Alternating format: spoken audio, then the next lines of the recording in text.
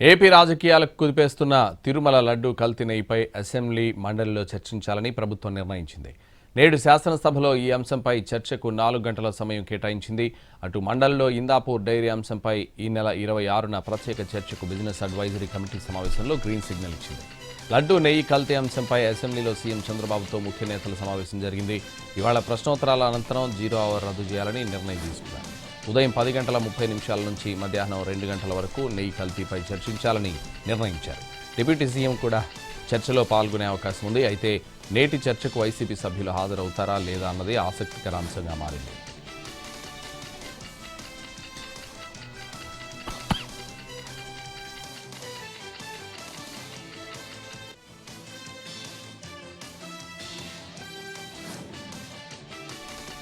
నేడు AP cabinet సమావేశం కానుంది. సిఆర్డీఏ ప్రతిపాదనలకు ఆమోదం తెలపనుంది. వీటితో పాటు పలు సంస్థలకు భూ కేటాయింపులపై నిర్ణయం తీసుకోనుంది. ఎస్ఐపిబి ప్రతిపాదనలకు ఆమోదం తెలపనుంది కేబినెట్.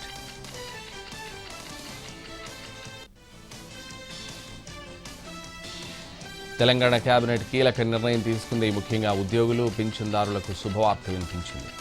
రాష్ట్రంలో మరింత మెరుగైన వైద్య సదుపాయం అందించేలా చర్యలకు ఉపక్రమించింది. 60 ఏళ్లలోపు ఉద్యోగి చనిపోతే రెగ్యులర్ బెనిఫిట్లతో పాటు అదనంగా 10 లక్షలు వచ్చేలా చర్యలు చేపట్టినట్లు ప్రభుత్వం ప్రకటించింది.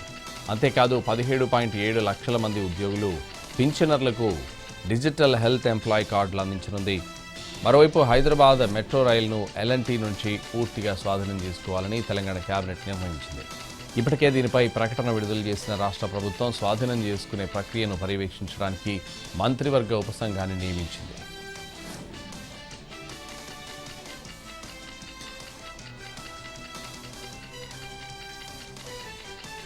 తెలంగాణలో రేపటి నుంచి మార్చి 18వ తేదీ వరకు ఇంటర్ పరీక్షలు జరగనున్నాయి. మొత్తం 9,97,000 మంది విద్యార్థులు పరీక్షలకు హాజరు కానున్నారు.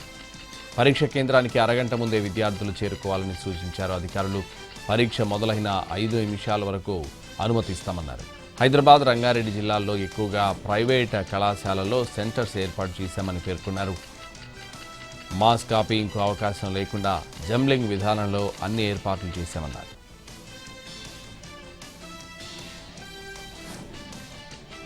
తెలంగాణ వైద్య విధాన పరిషత్ను డైరెక్టరేట్ ఆఫ్ సెకండరీ హెల్త్ కేర్గా మార్చాలని ప్రభుత్వం కీలక నిర్ణయం తీసుకుంది. రాష్ట్ర కేబినెట్ డిహెచ్హెచ్ బిల్లుకు ఆమోదం తెలిపింది.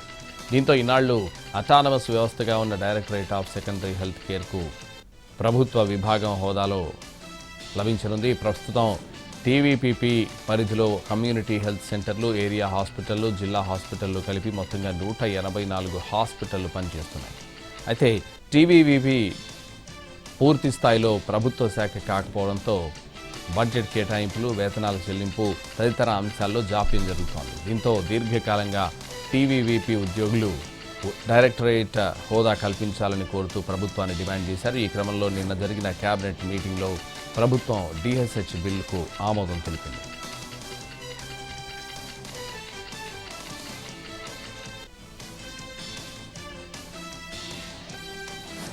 మార్చి 16 నుంచి 30 వరకు తెలంగాణ అసెంబ్లీ సమావేశాలు నిర్వహించనున్నారు. ఈ మేరకు నిన్న జరిగిన రాష్ట్ర కేబినెట్ నిర్ణయించింది. మార్చి 16న ఉభయ సభలను ఉద్దేశించి గవర్నర్ ప్రసంగించనున్నారు. మార్చి 20న రాష్ట్ర ప్రభుత్వం బడ్జెట్ ప్రవేశపెట్టనుంది.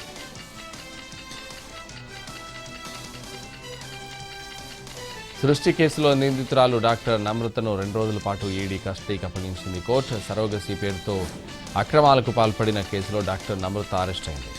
భారీగా నగదు సేకరించి హవాలా మార్గంలో విదేశాలకు తరలించినట్టు ఆమెపై ఆరోపణలున్నాయి. హవాలా, మనీ లాండరింగ్ సంబంధించి కీలక అంశాలపై కూడా ఈడీ విచారణ చేస్తోంది.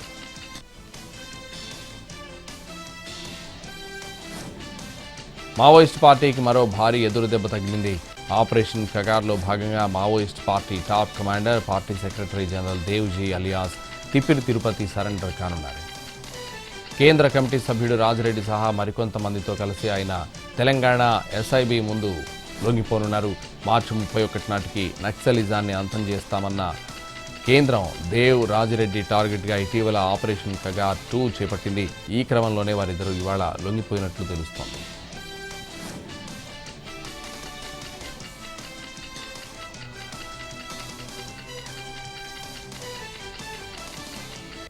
ఆదిలాబాద్ రూరల్ మండలంలోని పలు గ్రామాల్లో వానలు దంచుకుట్టాయి.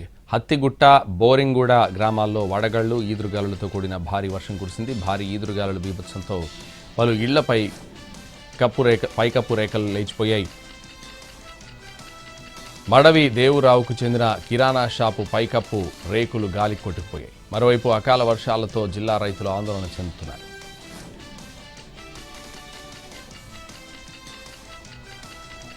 ఏపీ ప్రభుత్వం కీలక నిర్ణయం తీసుకుంది. తిరుమలలోనూ స్వర్ణ దేవాలయం తరహాలో చట్టం తీసుకొచ్చే యోచనలో ఉంది సర్కార్. తప్పు చేసిన వారిపై క్రిమినల్ చర్యలు తీసుకునేలా టీటీడీకి కూడా ప్రత్యేక చట్టం తీసుకురావాలని ప్రభుత్వం భావిస్తోంది. ఈ క్రమంలోనే స్వర్ణ దేవాలయం చట్టం అధ్యయనం చేయాలని అధికారులకు సీఎం చంద్రబాబు ఆదేశాలు జారీ చేశారు.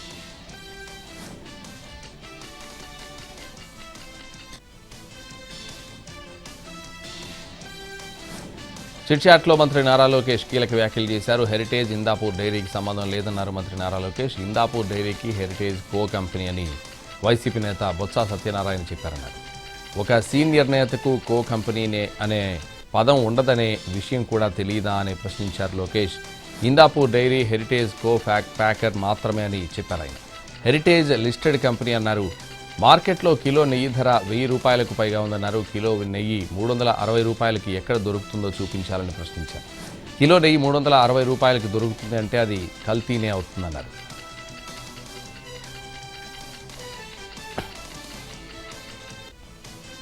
రేపు మార్కాపురం జిల్లాలో సీఎం చంద్రబాబు పర్యటించనున్నారు. ఈ నేపథ్యంలో వెలిగొండ ప్రాజెక్టు వద్ద అధికారులు భద్రతా ఏర్పాట్లను కట్టుదిట్టం చేశారు.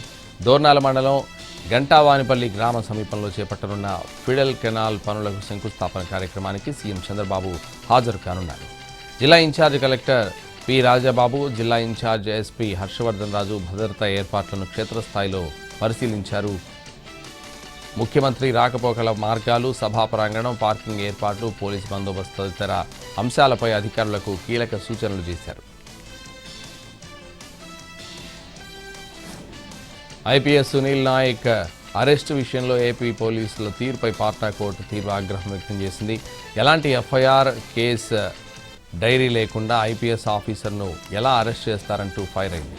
Raghuramakrishnaraju case Sunil Naik transit reject చేసింది. బీహార్ హైకోర్టు రక్షణ ఉన్నప్పటికీ బలవంతంగా అరెస్ట్ చేయడంపై అభ్యంతరం వ్యక్తం చేసింది.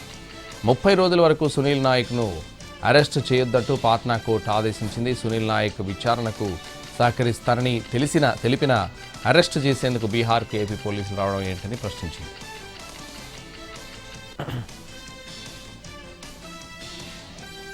రాజమండ్రిలో సంచలనం కలిగించిన కల్తీ పాల కేసులో పాల వ్యాపారి అడ్డాల గణేష్ను కోరుకొండ పోలీసులు అరెస్ట్ చేశారు. మహాశివరాత్రి సందర్భంగా ఒక క్యాన్లోని 40 లీటర్ల పాలు కల్తీ చేసినట్లు నిందితుడు అంగీకరించాడు. నిందితుడిపై మర్డర్ కేసుతో పాటు పలు సెక్షన్ల కింద కేసులు నమోదు చేశారు పోలీసులు. కోరుకొండ మండలం నరసాపురం గ్రామంలో వరలక్ష్మి డైరీని అడ్డాల గణేష్ నిర్వహిస్తున్నాడు. కల్తీ పాలు సరఫరా చేయడం కారణంగా రాజమండ్రిలోని చౌడేశ్వర నగర్, స్వరూప్ నగర్కు చెందిన 4 వ్యక్తులు మృతి చెందారు. ఈ కేసులో నిందితుడిని అరెస్ట్ చేసి మెజిస్ట్రేట్ ముందు హాజరుపరిచిన పోలీసులు రిమాండ్ నిమిత్తం రాజమండ్రి సెంట్రల్ జైలుకు తరలించారు. రైల్వే కోడూరు జనసేన ఎమ్మెల్యే అరవ శ్రీధర్కు సంబంధించిన మరో వీడియో నెట్టింట చక్కర్లు కొడుతోంది. తిరుమల వెళ్తూ అమ్మాయితో నాన్ స్టాప్గా చాటింగ్ చేస్తున్న లేటెస్ట్ వీడియో బయటకొచ్చింది. దీంతో మరోసారి ఈ వ్యవహారం హాట్ టాపిక్గా మారింది.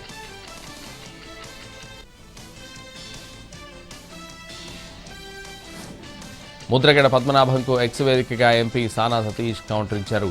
పేరు మార్చుకున్న వాడే ముద్రగడ కాపుల గురించి మాట్లాడే అర్హత కోల్పోయారని, అంబట్ లాంటి వ్యక్తికి కులాన్ని అంటగట్టడం క్షమించరాని నేరమని రాసుకొచ్చారు.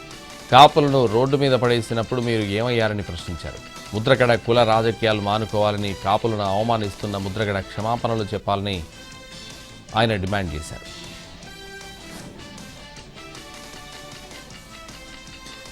తన ఇంటిపై దాడి, అరెస్ట్ వ్యవహారంపై చంద్రబాబు టార్గెట్గా మరోసారి మండిపడ్డారు వైసీపీ లీడర్ అంబటి రాంబాబు. పోలీసుల సమక్షంలోనే తన ఇంటిపై దాడి జరిగిందని, దీని వెనుక చంద్రబాబు కుట్ర ఉందని ఆయన ఆరోపించారు. ఇందుకు సమాధానం చెప్పాలని అంబటి డిమాండ్ చేశారు.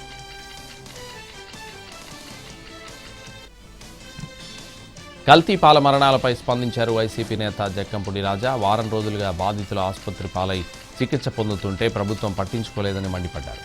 వారిని పరామర్శించిన పాపాన పోలేదని ఆగ్రహం వ్యక్తం చేశారు.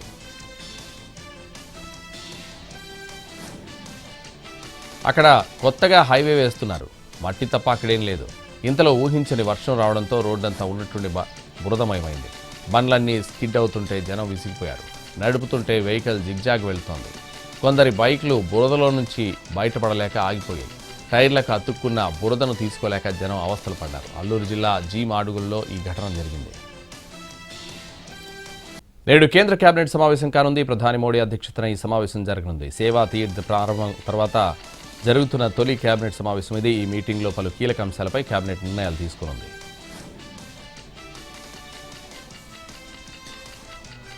జార్ఖండ్లో ఘోర ప్రమాదం జరిగింది. రాంచీ నుంచి ఢిల్లీకి వెళ్తున్న ఎయిర్ అంబులెన్స్ చాత్రాక్ సమీపంలో కూలిపోయింది. ఘటనా స్థలానికి చేరుకున్న రెస్క్యూ బృందాలు సహాయక చర్యలు చేపట్టాయి. ఎయిర్ అంబులెన్స్లో మొత్తం 7 ఉండగా అందులో 2 సిబ్బంది, రోగి, డాక్టర్, మెడికల్ అటెండెంట్ ఉన్నారు.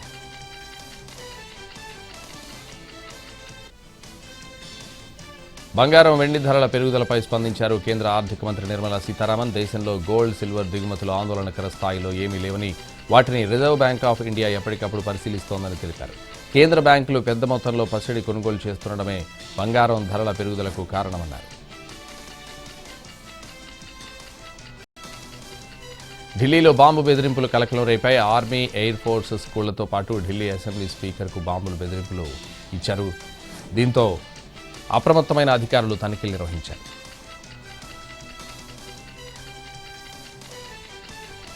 తమిళనాడులో అసెంబ్లీ ఎన్నికల నగారా మోగనున్న తరుణంలో ఓటర్ల జాబితా ప్రక్షాళన ప్రక్రియ కొలిక్కొచ్చింది.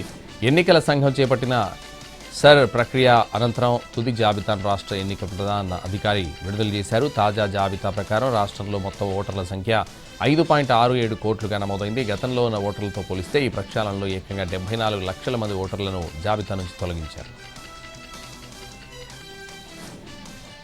నైరుతి బంగాళాఖాతంలో అల్పపీడనం ఏర్పడింది. ఈ ప్రభావంతో 3 రోజుల పాటు తెలుగు రాష్ట్రాల్లో పలు జిల్లాల్లో తేలికపాటి వర్షాలు కురిసే అవకాశం ఉన్నట్లు అధికారులు తెలిపారు. కొన్ని చోట్ల ఈదురుగాలులతో కూడిన వానలు పడే అవకాశం ఉన్నందున ప్రజలు అప్రమత్తంగా ఉండాలని సూచించారు.